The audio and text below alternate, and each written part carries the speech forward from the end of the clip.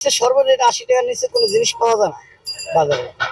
কাঁচা তরকারি যে কোনো তরকারি কিন্তু ৮০ টাকার নিচে কোনো কোম্পানি, ঠিক আছে। বর্তমানে কি বলবো, বলার কিছু নাই। বেতন পাই মনে করেন 15,000 টাকা বেতন পাই, এই যে সংসার চলে না।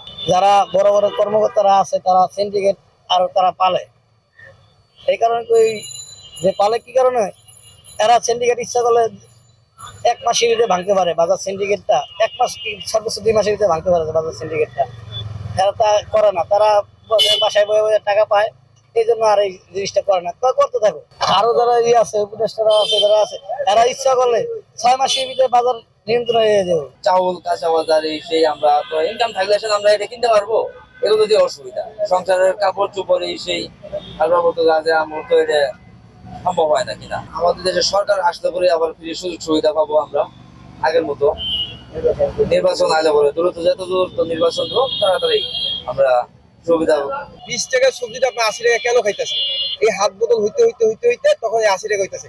আমগো মতো লোকরা যখন যাচ্ছি তখন 80 টাকা দিয়ে কিনে যাচ্ছে। আমাদের কিছু করে না। 1000 টাকা বাজার গেলে আমি 2 ভাগ বাজার নিতে পারি না। কেন পারি না? কারণ এই দুর্নীতি ভরে গেছে। সব স্তরে দুর্নীতি।